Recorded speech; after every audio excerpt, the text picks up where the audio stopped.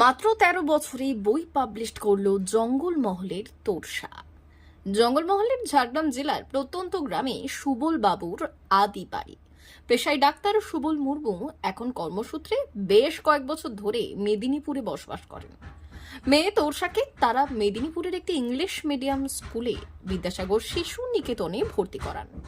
কাজের চাপে ও পরবর্তীকালে উচ্চতর ডিগ্রি অর্জনের জন্য মেয়েকে ঠিকঠাক সময় দিতে পারেননি।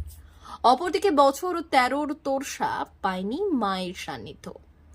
কারণ তার মা বাড়ি থেকে ৬০ কিলোমিটার দূরে শিক্ষকতা করার জন্য মেয়েকে পর্যাপ্ত সময় দিতে পারেনি। তবে ক্লাস ৮-এর তোড়সা সঙ্গী হিসেবে পেয়েছিল তার দিদিমাকে। অষ্টম শ্রেণীতে পড়াকালীন বয়ঃসন্ধিকালীন বিভিন্ন ঘাত প্রতিঘাত নিয়ে লিখে ফেলেছে আস্ত একটি গোটা বই। ইকো করে ও যে লিখলো একটা বই, মানে আমরা এত বড় হয়েছি, এত শিক্ষা দীক্ষার মাধ্যমে একটা বই লেখা চারটিখানি কথা নয়, ভাষা সবসময় আসে না। বাট এই যে ওর ফিলিং, ওর মধ্যে যে একটা ভালো মানুষ আমরা তৈরি করতে পেরেছি, তার জন্য আমি ধন্যবাদ জানাই মাই অলমাইটি গডকে, ধন্যবাদ জানাই তোড়সার বাবা মাকে, যারা তার সংস্কার এত ভালো তৈরি করেছেন যে মেয়েটি কিন্তু বড় হয়েও হারিয়ে যায়নি ভিড়ের মধ্যে। সে কিন্তু মনে রেখেছে আমাদের, সে তার প্রতিটি মুহূর্তে আমাদের কথা, আমাদের যা অ্যাডভাইস, সমস্ত যা ছোটবেলায় পেয়েছে সেগুলোর হাত ধরে এগিয়ে যাওয়া, সেই গুটি গুটি পায়ে এগিয়ে আজকে তোড়সা অনেকটাই বড় হয়েছে। বইটির নাম ইকোস অফ ইনোসেন্স। প্রায় ২১টি চ্যাপ্টারের মধ্য দিয়ে ১৪৫ পৃষ্ঠার এই বইয়ে আরও উল্লেখিত রয়েছে বয়ঃসন্ধিকালীন সমস্যাগুলিকে প্রাথমিকভাবে বাবা মাকে জানাতে কুণ্ঠাবোধ করে যে কোনো ছাত্রছাত্রী। তখন সহায় হয় দাদু, ঠাকুমা, দিদিমারা। লেখিকা যৌথ পরিবারের প্রয়োজনীয়তা ও বয়ঃসন্ধিকালীন সমস্যার প্রতি যথেষ্ট যত্নবানের আবেদন রেখেছেন। বইটিতে মূল চরিত্র ১৫ বছরের অবন্তিকা সেন জীবনের গভীরে তলিয়ে যায়। একজন কিশোরী তার কৈশোরে পা রাখছে, বছরের পর বছর চ্যালেঞ্জ, বিক্ষিপ্ততা এবং বোঝার জন্য এবং মনোযোগের আকাঙ্ক্ষা, যা প্রায়শই জীবনের এই রূপান্তরমূলক পর্বকে সংজ্ঞায়িত করে।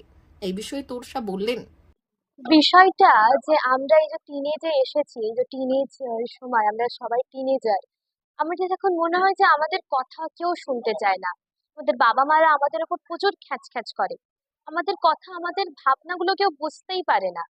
আর আমি একটা নিজে টিনেজার হয়ে আমি আরেকটা টিনেজারের সাইকোলজিও তো বুঝতে পারছি। তাই জন্য আমি এটা লিখেছি যে একটা টিনেজারের মনে যেগুলো যেগুলো আসে, একটা টিনেজার এখন ইভেন এখন অনেকগুলো প্রবলেম আসে টিনেজারের। এখানে আমি লিখেছি টিনেজারের লাইফে অনেকগুলো প্রবলেম আসে। আমি বলছি না সে প্রবলেমগুলো অনেকগুলোই আসে, ডিস্ট্রাকশনস আছে। তো এটা আমি নিজে যেগুলো বুঝেছি যে কি নিয়ে এখানে যে জিসটা যে আছে সেটা হচ্ছে যে আবন্তিকা সেন, যে যার বয়স ১৪ বছর, সে তার দিদার সঙ্গে থাকে। মা নার্স ছিলেন, এবার একটা আর্থকুয়েকে রেস্কিউ করতে গিয়ে মা হারিয়ে গেছে। আর বাবা আর্মি। তো সে অপরাজিতা সেন তার দিদার নাম, আর অবন্তিকা সেন তার নাতনির নাম। তারা দুজনই থাকে, কিন্তু অপরাজিতা সেন এখানে একটা রাইটারের কীর্তিতে আমরা দেখতে পাবো। তিনি একটা রাইটার। আর তিনি আভাকে বুঝতেন। আর তার পিসিও ছিলেন, আবন্তিকার পিসি। আবন্তিকার অ্যাকচুয়ালি নাম ছিল নিয়াতি। কিন্তু অনেক সময় হয় যে আমরা টিনেজাররা কয়েক সময় বুলিং যে কথাটা এখন, সেই সময় এসে আমাদের নাম নিয়ে, আমাদের বডি নিয়ে, অনেক কিছু নিয়েই ওরা কথা বলে। তখন সেই সময় নিয়তি কি করেছে, নিজের নাম ওর দিদা বললো যে আবন্তিকা করে দিতে। আবন্তিকাটাও কেমন একটা হয়ে যাচ্ছে, তখন সে নিজের আবন্তিকা থেকে সে নিজের নাম ও ট্রেন্ডি, নিজেকে ট্রেন্ডি বানাতে চায়, আভা করে দিয়েছে।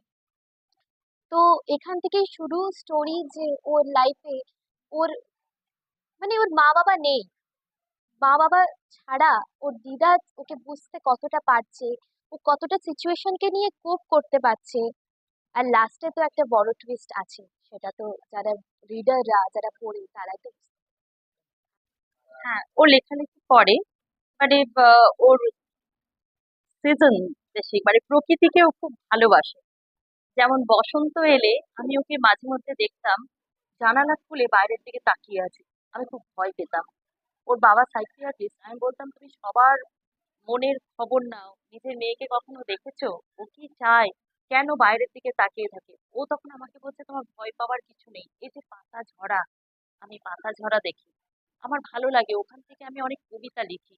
তুমি চিন্তা করো না, তুমি তোমার কাজ করো। আমার স্প্রিং বা ফল সিজন সবকিছু নিয়ে, অটম, সবগুলোর একটা আলাদা আলাদা রং আছে। ওর যে ইকোজ অফ ইনোসেন্স যে ক্রিয়েশন, ওখানেও কিন্তু এই রংগুলো কোনো না কোনো ভাবে এসেছে।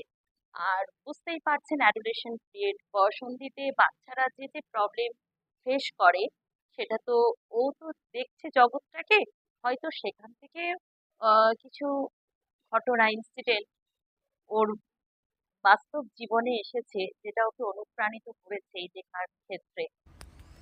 D news, Medinipur.